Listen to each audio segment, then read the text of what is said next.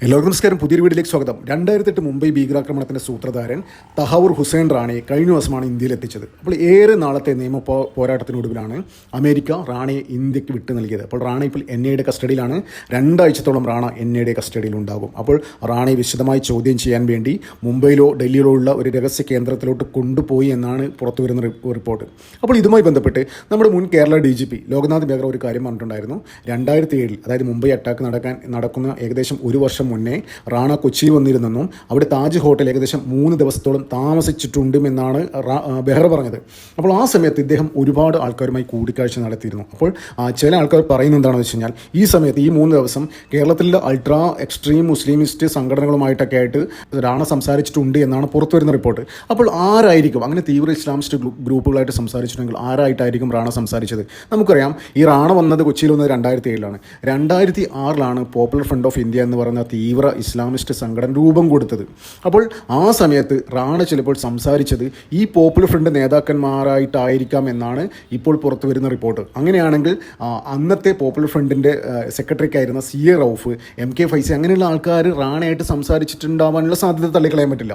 അപ്പോൾ എന്തായാലും നേതാക്കന്മാരായിട്ടാണല്ലോ സംസാരിക്കുക. അപ്പോൾ എന്തുകൊണ്ടാണ് റാണ കേരളത്തിൽ കൊച്ചിയിൽ താജ് ഹോട്ടലിൽ തന്നെ വന്നത്? താജ് ഹോട്ടൽ നമുക്കറിയാം, അതായത് ഈ കോസ്റ്റൽ ഏരിയ ആണ്. അവിടെ ഒരു സ്പീഡ് ബോട്ട് പിടിച്ചിട്ട് പെട്ടെന്ന് വേണം കയറി വരാം. അപ്പോൾ അവിടെ വല്ലതും പ്ലാൻ ചെയ്തോ? റാണയുടെ ഉദ്ദേശം എന്തായിരുന്നു? കൊച്ചിയിൽ വന്ന് താമസിച്ച് 3 ദിവസം താമസിക്കുന്നതിൻ്റെ ഉദ്ദേശം എന്തായിരുന്നു? അപ്പോൾ ഇപ്പോൾ പുറത്തു വരുന്ന റിപ്പോർട്ട് പ്രകാരം റാണയ്ക്കൊരു പ്ലാൻ ബി ഉണ്ടായിരുന്നു. വിശദമായി പറഞ്ഞുതരാം. അതായത് ഈ കൊച്ചിയിൽ മുംബൈനെ അപേക്ഷിച്ച് കൊച്ചിയിൽ ഭയങ്കര സെക്യൂരിറ്റി കുറവാണ്. സെക്യൂരിറ്റി ഇൻഫ്രാസ്ട്രക്ചർ കുറവാണ്, പ്രത്യേകിച്ച് കോസ്റ്റൽ ബെൽറ്റിൽ. അപ്പോൾ മുംബൈയിലെ അറ്റാക്ക് ഇൻ കേസ് എന്തെങ്കിലും കാരണവശാൽ പരാജയപ്പെടുകയാണെങ്കിൽ ഒരു പ്ലാൻ ബി ഓൾവേസ് സെറ്റപ്പ് ചെയ്യാൻ വേണ്ടിയിട്ടാണോ റാണ കൊച്ചിയിൽ വന്നത് എന്നാണ് ഇപ്പോൾ എല്ലാവരും സംശയിക്കുന്നത്. അത് മുംബൈയിലെന്ന് വെച്ച് കഴിഞ്ഞാൽ മുംബൈ അറ്റാക്ക് എങ്ങനെ ഉണ്ടായത്? അതായത് ഈ പാകിസ്ഥാനിലെ അജ്മൽ കസവും ഏകദേശം 10-12ഓളം പേരും ഒരു ഇന്ത്യൻ മത്സ്യബന്ധന ബോട്ട് തട്ടിയെടുക്കുകയും അതുവഴിയാണ് മുംബൈയിലോട്ട് കയറി വന്ന് എന്താ പറയണ്ടേ ഈ കൊളാബ അവിടേക്ക് അതുവഴി കയറി വന്ന് ഈ താജ് ഹോട്ടലിലും കൊളാബയിലും അവിടെ റെയിൽവേ സ്റ്റേഷനിലൊക്കെ എന്താ പറയണ്ടേ കയറി അറ്റാക്ക് ചെയ്യുന്ന എല്ലാവരും. അപ്പോൾ അത് പ്ലാൻ A ആയിരുന്നു. പ്ലാൻ B എന്താണെന്ന് വെച്ച് കഴിഞ്ഞാൽ ചിലപ്പോൾ ഇതാവാം എന്നാണ് ഇപ്പോൾ സോഷ്യൽ മീഡിയ അല്ല, ഇത് ചില ആൾക്കാർ ഇതുമായി ബന്ധപ്പെട്ട മേഖലയിൽ നിന്ന് വിരമിച്ച ആൾക്കാർ, പ്രത്യേകിച്ച് ഈ സെക്യൂരിറ്റി റിലേറ്റഡ് കേന്ദ്ര സർക്കാരിൽ വിരമിച്ച ഉദ്യോഗസ്ഥർക്ക് പറയുന്നത് റാണ കൊച്ചിയിൽ വന്നതിൻ്റെ ഉദ്ദേശം ചിലപ്പോൾ അവർക്ക് എന്തെങ്കിലും ഒരു പ്ലാൻ B ഉണ്ടായിരിക്കാം. ഇൻ കേസ് മുംബൈ അറ്റാക്ക് പരാജയപ്പെട്ട് കഴിഞ്ഞാൽ പ്ലാൻ B എന്ന രീതിയിൽ കൊച്ചി അറ്റാക്ക് ചെയ്യുക, താജ് ഹോട്ടലിൽ അറ്റാക്ക് ചെയ്യുക, സെയിം അറ്റാക്ക് ഇവിടെയും എക്സിക്യൂട്ട് ചെയ്യുക എന്നുള്ള ഒരു പ്ലാൻ B അവർക്ക് ഉണ്ടാകാം എന്നാണ് ഇത്തരത്തിലുള്ള ആൾക്കാർ പറയുന്നത്. അപ്പോൾ അതിനുവേണ്ട സഹായങ്ങൾ ഉറപ്പുവരുത്തുന്നതിന് വേണ്ടിയാണോ റാണ കൊച്ചിയിലെത്തിയിട്ട് ഇത്തരത്തിലുള്ള PFI പോലുള്ള സംഘടനകളുമായി സംസാരിച്ചത് എന്നുള്ള സംശയങ്ങൾ ഇപ്പോൾ ഉയരുന്നുണ്ട്. അതിന് തെറ്റു പറയാൻ പറ്റില്ല. അപ്പോൾ ഈ തിയറികളൊക്കെ എന്താ പറയണ്ടേ, മുംബൈയിൽ നടന്ന ഒരുപാട് കാര്യങ്ങൾ കണക്ട് ചെയ്ത് നോക്കുമ്പോൾ റാണ കൊച്ചിയിൽ വന്ന് PFIയുടെ സഹായം അഭ്യർത്ഥിച്ചിട്ടുണ്ടാവാം. അതിന് ഒരു ഉദാഹരണം ഞാൻ പറഞ്ഞുതരാം. എന്താണ് റീസൺ ഞാൻ പറഞ്ഞുതരാം. അതായത് മുംബൈ അറ്റാക്ക്, അതായത് ഇന്ത്യയുടെ ഫൈനാൻഷ്യൽ ക്യാപിറ്റൽ നടന്നൊരു അറ്റാക്ക്. അതായത് അവിടെ അത്രയും സെക്യൂരിറ്റി സർവൈലൻസ് ഒക്കെ ഉള്ള സ്ഥലമാണ് മുംബൈ. അപ്പോൾ ആ ഒരു സ്ഥലത്ത് കയറി അറ്റാക്ക് ചെയ്യണമെങ്കിൽ എന്താ പറയുക, ഇവർക്ക് പ്രാദേശിക സഹായം കിട്ടിയിട്ടുണ്ടാകാം. ഇപ്പോൾ ഇന്ത്യൻ മത്സ്യബന്ധന ബോട്ട് തട്ടിയെടുത്തു എന്നൊക്കെ പറയുന്നുണ്ട്. അപ്പോൾ അതിനെക്കുറിച്ചൊന്നും എവിടെയും പരാമർശിക്കുന്നില്ല. ഈ മുംബൈ അറ്റാക്കിൻ്റെ കേസുമായി ബന്ധപ്പെട്ട പല ഒരുപാട് ഡോക്യുമെൻറ്റ്സിലും എന്താ പറയുക ഒരുപാട് റെക്കോർഡ്സിലൊന്നും ഇന്ത്യൻ ഫിഷർമെൻസിൻ്റെ ബോട്ട് തട്ടിയെടുത്ത കാര്യം ഒരിടത്തും മെൻഷൻ ചെയ്യുന്നില്ല. അപ്പോൾ അത് തട്ടിയെടുത്തതാണോ, ആരെങ്കിലും കൊടുത്തതാണോ എന്നുള്ള കാര്യത്തിൽ ഇപ്പോഴും എന്താ പറയുക അതൊക്കെ അന്വേഷണ പരിധിയിൽ വരുന്ന കാര്യമാണ് കേട്ടോ. അപ്പോൾ എന്താ പറയുക, അപ്പോൾ അതിൽ നിന്ന് ആൾക്കാർക്ക് സാധാരണ ആൾക്കാർക്ക് സംശയം ജനിപ്പിക്കുന്ന കാര്യം എന്താണെന്ന് വെച്ച് കഴിഞ്ഞാൽ ഈ ഇന്ത്യൻ മത്സ്യബന്ധന ബോട്ട് തട്ടിയെടുത്തിട്ടാണ് അവർ ഇങ്ങോട്ട് വരുന്നത്. അപ്പോൾ അത് വിശ്വസനീയമല്ല.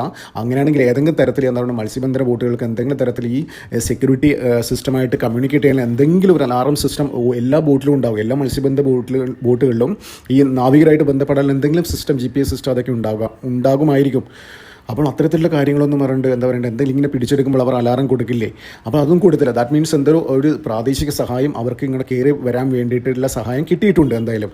അപ്പോൾ ആ പ്രാദേശിക സഹായം കിട്ടിയതുകൊണ്ടാണ് അവർക്ക് പെട്ടെന്ന് എന്താ പറയുക ഈ കരയിലോട്ട് വന്നിട്ട് വണ്ടി പിടിച്ച് ഓരോ സ്ഥലത്ത് പോയിട്ട് താജിലൊക്കെ കയറാനും അതിനുള്ള സഹായങ്ങൾ എന്താ പറയുക മറ്റുള്ള സ്ഥലത്ത് കിട്ടിയത് കൊണ്ടാകും അത്തരത്തിൽ പെട്ടെന്ന് അവർക്ക് കാര്യങ്ങൾ എക്സിക്യൂട്ട് ചെയ്യാൻ പറ്റിയത്. ഇപ്പോൾ അന്ന് പുറത്തു വരുന്ന കാര്യങ്ങൾ, അതായത് മുംബൈ അറ്റാക്ക് കഴിഞ്ഞിട്ട് ഈ താജിൽ നിന്നുള്ള ഒരുപാട് എംപ്ലോയീസ് അവർക്ക് ഹെൽപ്പ് ചെയ്തിട്ടുണ്ടായിരുന്നുള്ള വിവരങ്ങളൊക്കെ പുറത്തു വന്നിട്ടുണ്ടായിരുന്നു. അപ്പോൾ ആ അറ്റാക്ക് ചെയ്യുന്ന സമയത്ത് അവർ നിരന്തരം പാകിസ്ഥാനിലായിട്ട് സാറ്റലൈറ്റ് വഴി കമ്മ്യൂണിക്കേറ്റ് ചെയ്തുകൊണ്ടിരുന്നു. അതായത് നിങ്ങൾക്ക് മുംബൈ അറ്റാക്ക് നടക്കുന്ന സമയത്ത് ഇവിടുത്തെ കുറേ ടെലിവിഷൻ ചാനലുകളൊക്കെ ലൈവ് റിപ്പോർട്ടിംഗ് ആയിരുന്നു ആ സമയത്ത്.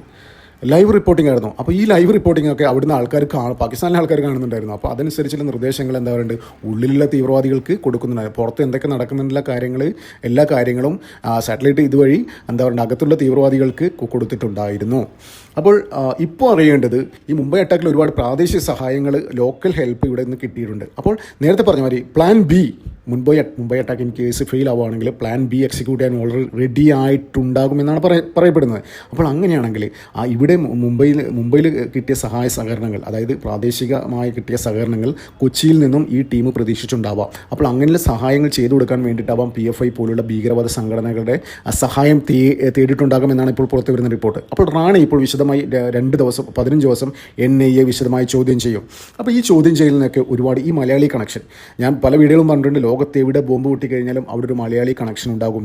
അപ്പോൾ ഇതേ കാര്യം തന്നെ മുംബൈ അറ്റാക്കിലും വരാൻ പോകുന്നത്. ഈ മുംബൈ അറ്റാക്കിൽ ഏതെങ്കിലും രീതിയിൽ മലയാളി കണക്ഷൻ ഉണ്ടാകാനുള്ള സാധ്യത തള്ളിക്കളയാൻ പറ്റില്ല. ഈ റാണെ വിശദമായി ചോദ്യം ചെയ്യുമ്പോൾ എന്തുകൊണ്ടാണ് കൊച്ചിയിൽ വന്നത്, ആരൊക്കെയായിട്ട് മീറ്റ് ചെയ്ത് എന്നുള്ള വിശദമായ വിവരങ്ങൾ പുറത്തു വരും. അപ്പോൾ ഇവിടുന്ന് സഹായങ്ങൾ ആരൊക്കെ ചെയ്തു കൊടുത്ത്, അപ്പോൾ അത്തരത്തിലുള്ള കാര്യങ്ങൾ ഇനി പുറത്തു വരാനുണ്ട്. അപ്പോൾ PFI ആയിട്ടാണ് മീറ്റിംഗ് നടത്തിയിട്ടുണ്ടെങ്കിൽ അതെന്താ പറയുക CA റൌഫും MK ഫൈസിയും പോലുള്ള ആൾക്കാരൊക്കെ ആയിട്ട് ലീഡേഴ്സ് ആയിരിക്കുമല്ലോ എന്തായാലും സംസാരിക്കാം. അപ്പോൾ എന്തിനായാലും ഇവിടെ ഒരുപാട് പോപ്പുലർ ഫ്രണ്ട് ഭീകരന്മാർ ഇപ്പോൾ ജയിലുണ്ട്. അപ്പോൾ അവരെയും കൂടി എന്താ പറയുക ഇതിൻ്റെ അന്വേഷണ ഭാഗമായിട്ട് NIA വീണ്ടും ചോദ്യം ചെയ്യാനുള്ള സാധ്യത എന്താ പറയുക ഇപ്പോൾ തെളിഞ്ഞു വരികയാണ്. അപ്പോൾ എന്തിനായാലും ഈ ഒരു അറ്റാക്ക് രാജ്യത്തിന് നാണക്കേടായ മുംബൈ അറ്റാക്ക് എന്ന് വെച്ചാൽ ഇന്ത്യ ഒരിക്കലും മറക്കില്ല. ഇന്ത്യയുടെ ഒരു ആത്മാഭിമാനത്തിനായിട്ട് ഒരു മുറിവ് തന്നെയാണ്, ഒരു കാലത്ത് മറക്കില്ല. അന്ന് ഭരിച്ചിരുന്ന മൻമോഹൻ സർക്കാർ പോലും അവർക്ക് വേണ്ടി അനുകൂലമായി പല കാര്യങ്ങളും ചെയ്തു. നിങ്ങൾക്കറിയാം മുംബൈ അറ്റാക്ക് നടന്നിട്ട് കുറച്ച് ദിവസം കഴിയുമ്പോൾ തന്നെ ഇവിടെ എന്താ പറയുക അന്ന് AICC വർക്കിംഗ് കമ്മിറ്റി മെമ്പറായ ദിഗ്വിജയ് സിംഗ് ഒരു വലിയൊരു പുസ്തകം പ്രകാശനം ചെയ്തു. ഈ ഹേമന്ത് കർക്കറെ കൊന്നതാരാണ് എന്നൊക്കെ അതിലൊരു ബുക്ക് പ്രകാശനം ചെയ്തിരുന്നു. അതായത് ഹേമന്ത് കർക്കർ എന്ന് വെച്ചാൽ അന്നത്തെ മുംബൈ ATS ഹെഡായിരുന്നു. മുംബൈ അറ്റാക്കിൽ ഹേമന്ത് കർക്കർ ഉൾപ്പെടെ ഏകദേശം 20ഓളം പോലീസ് ഉദ്യോഗസ്ഥർക്ക് എന്താ പറയുക വീരമൃത്യു വരിക്കേണ്ടി വന്നിട്ടുണ്ടായിരുന്നു. അപ്പോൾ അത് നെറേറ്റീവ് ഉണ്ടാക്കി വെച്ചിട്ടുണ്ടായിരുന്നു. ആരാണ് ഇത് പിന്നിലെന്നില്ലേ, RSS ആണ് ഇതിന് പിന്നിലെന്നൊരു നെറേറ്റീവ് ഉണ്ടാക്കിയിട്ടുണ്ടായിരുന്നു. പക്ഷേ ഇവരെ എല്ലാ കാര്യങ്ങളും തകിടം മറിഞ്ഞതെന്ന് വെച്ച് കഴിഞ്ഞാൽ തുക്കാറാം ഓംല എന്ന് പറയുന്ന ഒരു പോലീസ് ഉദ്യോഗസ്ഥൻ അജ്മൽ കസമിനെ ജീവനോട് പിടികൂടി. അപ്പോൾ ആ ജീവനോട് പിടികൂടുന്നതിനിടയിൽ അദ്ദേഹത്തിന് എന്താ പറയുക വീരമൃത്യു മരിക്കേണ്ടി വന്നു. പക്ഷേ അതെല്ലാം തെറ്റിച്ചത് ഇവിടുത്തെ എന്താ പറയുക ഇവിടുത്തെ ആൾക്കാരുടെ ഈ പാകിസ്ഥാൻ തീവ്രവാദികൾക്ക് സപ്പോർട്ട് ചെയ്യുന്ന എന്താ പറയുക ഇന്ത്യയിലുള്ള ആൾക്കാർക്ക് കിട്ടിയ തിരിച്ചടിയായിരുന്നു.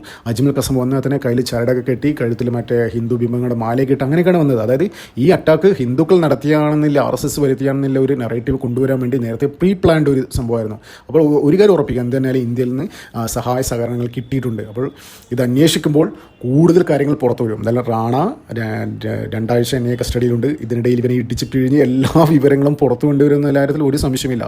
എന്തായാലും കേരളത്തിലെ PFIയിലെ CA റൌഫ് MK ഫൈസി അങ്ങനെയുള്ള ആൾക്കാരെ വീണ്ടും ചോദ്യം ചെയ്യേണ്ടി വരുമെന്നാണ് ഇപ്പോൾ പുറത്തു വരുന്ന റിപ്പോർട്ട്. എന്ത് തന്നെയായാലും ഇത്തരം തീവ്രവാദികളെ ഒരു തരത്തിലും വച്ചുറപ്പിക്കരുത്. അന്വേഷിച്ച് കണ്ടെത്തി അവർക്ക് തക്കതായ ശിക്ഷ കൊടുക്കണമെന്നാണ് എൻ്റെ വലിയൊരു അഭിപ്രായം. അപ്പോൾ ഇതുമായി ബന്ധപ്പെട്ട റാണയെ ചോദ്യം ചെയ്യുമ്പോൾ കൂടുതൽ പേർ കേരളത്തിൽ നിന്ന് കുടുങ്ങുമെന്ന് നമുക്ക് പ്രതീക്ഷിക്കാം. അപ്പോൾ ഇന്നലെ നമുക്ക് കാത്തിരിക്കാം. നന്ദി, നമസ്കാരം. മറ്റൊരു വീഡിയോ കാണാം.